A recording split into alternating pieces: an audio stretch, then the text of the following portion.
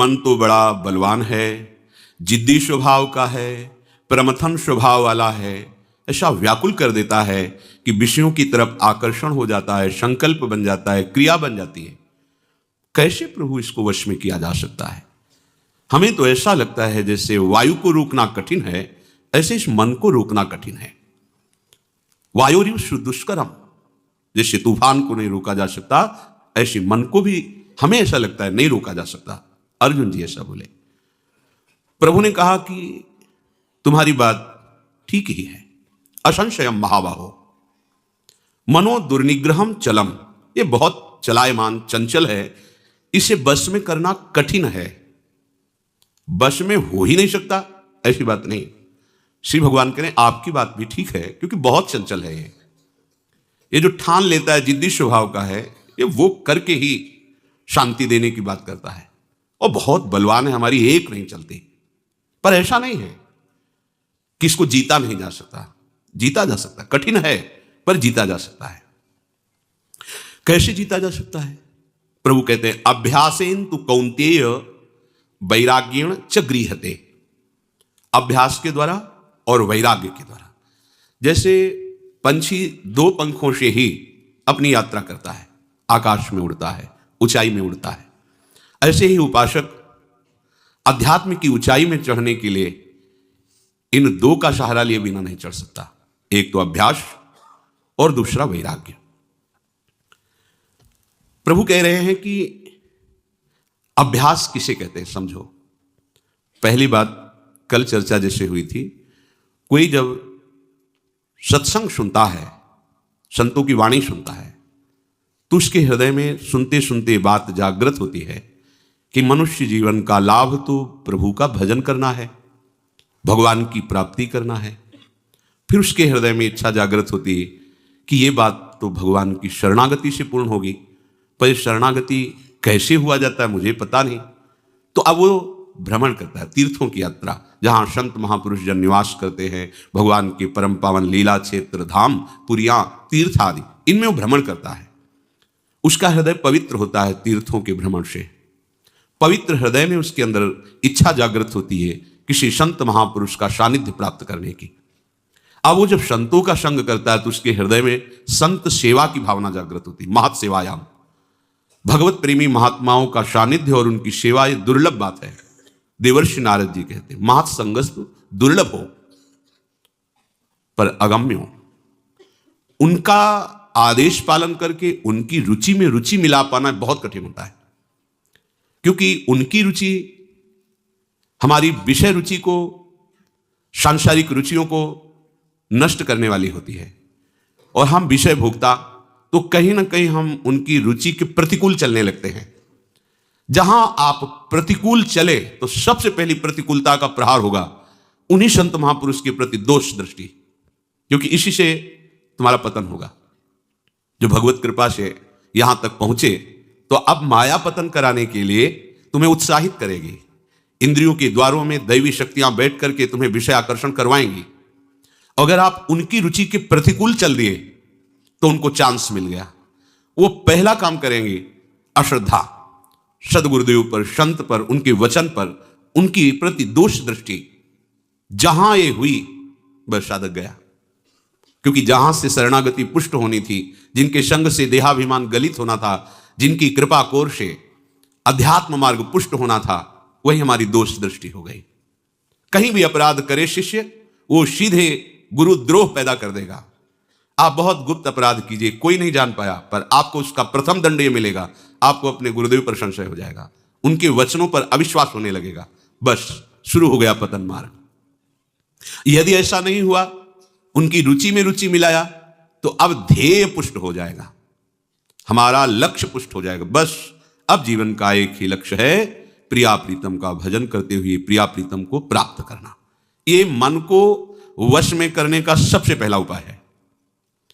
जहां हमारे अंदर ध्येय निश्चित हुआ, अब हमारे अंदर सामर्थ्य आने लगेगी, जिसे अध्यात्म बल कहते हैं। ध्येय निश्चित ना होने के कारण जो भी हमें असाधन होता है, असाधन का तात्पर्य होता है शास्त्र और गुरुदेव के विरुद्ध आचरण, वो इसीलिए होते हैं कि हम ध्येय निश्चित नहीं कर पाए। हमारा निश्चय ठीक नहीं हुआ। अगर निश्चय ठीक हो जाए तो लड़खड़ा सकता है, गिर नहीं सकता, क्योंकि प्रभु गिरने नहीं देते। करो सदा तिनके रखवारी, जिम बालक राखे महतारी। जैसे मां चाहती कि अपने पैरों से चले, पर ऐसे चलाती है। हाँ चलो, वो एक नजर पूरी रखे, जरा सा लड़खड़ाया कि वो अपनी बाहों में भर लिया। ऐसे ही हमारे हरि है। जब हरि का शरणागत होकर कोई जीव साधु संग के प्रभाव से, बहुत ही कठिन मार्ग है अध्यात्म, क्योंकि स्थूल मार्ग नहीं है, ये सूक्ष्म मार्ग है। ये बहिर्मुख मार्ग नहीं, ये अंतर्मुख मार्ग है। ये मनोरंजन का मार्ग नहीं, मन नाश का मार्ग है। इसलिए अत्यंत कठिन मार्ग है। पांव दे यह मार्ग सोई, अतिशय कृपा राम की होई। जब श्री हरिजू बहुत कृपा करते हैं तब इस मार्ग में चलने का उत्साह होता है। ध्येय निश्चित हो जाना, ये बड़ी भारी उपलब्धि है। यहीं से शुरू होता है मन को वश में करने का भाव। सबसे पहला भाव ध्येय। देखो आपके अंदर निश्चित हुआ है। ध्येय हमारा लक्ष्य, हमारे जीवन का उद्देश्य क्या हुआ? हमारे जीवन का उद्देश्य श्यामा श्याम का सतत स्मरण, सेवन, लीला गायन, लीला चिंतन, यह अभ्यास। श्यामा श्याम हमारे सर्वस्व हैं। अगर इस मन की चंचलता को रोकना है तो पहले स्वीकार करो। और यह स्वीकृति इतनी जोर की होनी चाहिए कि इसमें मिलावट नहीं होनी चाहिए। श्यामा श्याम के सिवा कोई मेरा नहीं, ये तुमको अपने हृदय में कसौटी कसनी है। मन को वश में करने के लिए ये अत्यंत आवश्यक है। अगर ये नींव मजबूत नहीं तो आगे जो लक्षण बताए जाएंगे आप उन पे नहीं चल पाओगे। मन को वश में करने का सबसे पहला उपाय जो अभी बताया गया, ऐसे ऐसे ऐसे ऐसे, फिर साधु संग, फिर उनकी रुचि के अनुसार, फिर लक्ष्य की दृढ़ता।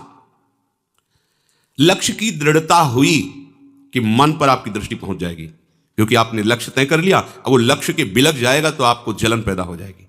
जिनको विषय भोगों में, संसार की प्रियता में मन विचरण करने पर जलन नहीं होती तो वो केवल वाणी से बोल रहे हैं, उन्होंने लक्ष्य निश्चित नहीं किया। मन नहीं जाएगा, हम ऐसा नहीं कहते, जाएगा, पूर्वाभ्यास है उसका, पर उसको जलन होगी, असहनीय हो जाएगा। अपने लक्ष्य से मन को हटकर विषयों में विचरना उसके लिए असहनीय होगा, कभी शांत होगा। उसकी दृष्टि हो गई मन पर, अनुकूल चलने की नहीं, अनुकूल चलाने की। अपने आराध्य देव के अनुकूल चलाने की दृष्टि मन पे हुई है। तो मन पर दृष्टि हमारी, लेकिन तदात्म दृष्टि है, मन के अनुकूल चलने की दृष्टि है। यह संसारिकता है। अध्यात्म क्या है? मन से हटकर दृष्टा बनकर उसको देखना और अपने गुरु के अनुकूल मन को चलाना, शास्त्र के अनुकूल मन को चलाना। यह तभी संभव है जब उसने अपने आराध्य देव का चयन कर लिया है, गुरुदेव की कृपा से, साधु संग से लक्ष्य को दृढ़ कर लिया है। अब दूसरी बात, जो हमने लक्ष्य बनाया है उससे मन जहां जहां हटके जा रहा है, जहां जहां भी, वहां से हटा के अपने लक्ष्य में लगाना है, या जहां जहां मन जा रहा है वहां वहां अपने लक्ष्य को देखना है। क्योंकि जब सृष्टि नहीं थी तो केवल प्रभु थे, जब सृष्टि नहीं रहेगी तो केवल प्रभु रहेंगे। तो बीच में जो कुछ बना हुआ है जड़ चैतन्य, वो मेरा प्रभु ही बना हुआ है। ये परम सत्य बात है। अब आप ये दो साधन अपनाएं।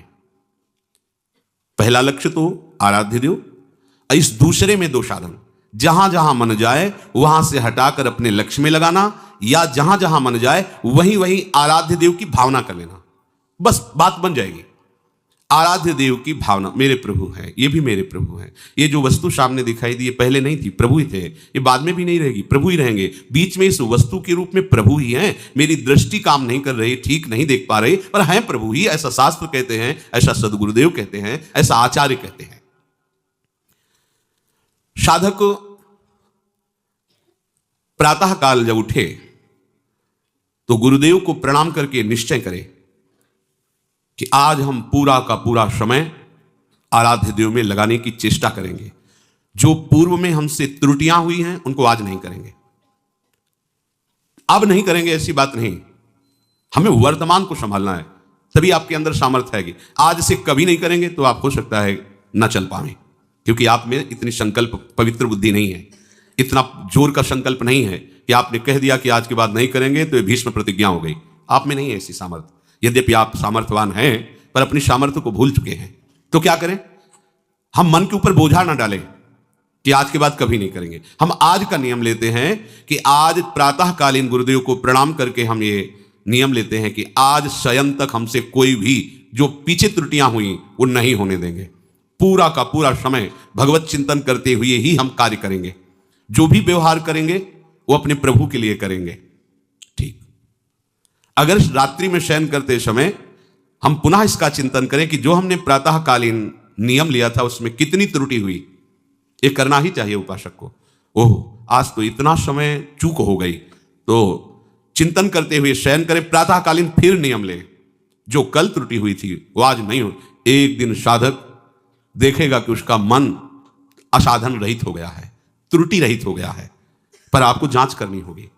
रोज का रोज आपको जांच करनी होगी, रोज का रोज आपको नियम लेना होगा, सुधार करना होगा। ये प्रारंभिक साधन की बात है। तीसरी बात कह रहे हैं, मन को वश में करने के लिए नाम जप सर्व सामर्थ्यशाली साधन है।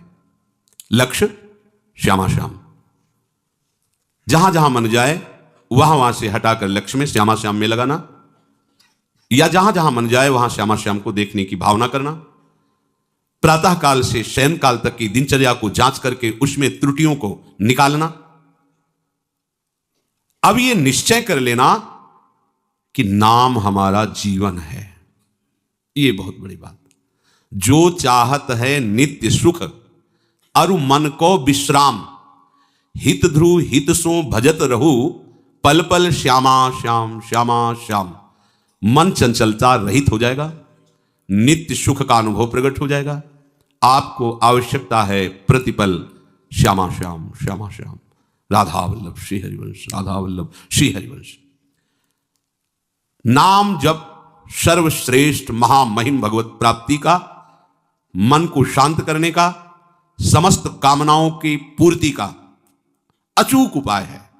राधा राधा राधा राधा राधा, श्री राधा राधा राधा राधा राधा राधा राधा, राधा राधा राधा राधा राधा राधा राधा, श्री राधा राधा राधा राधा राधा राधा राधा।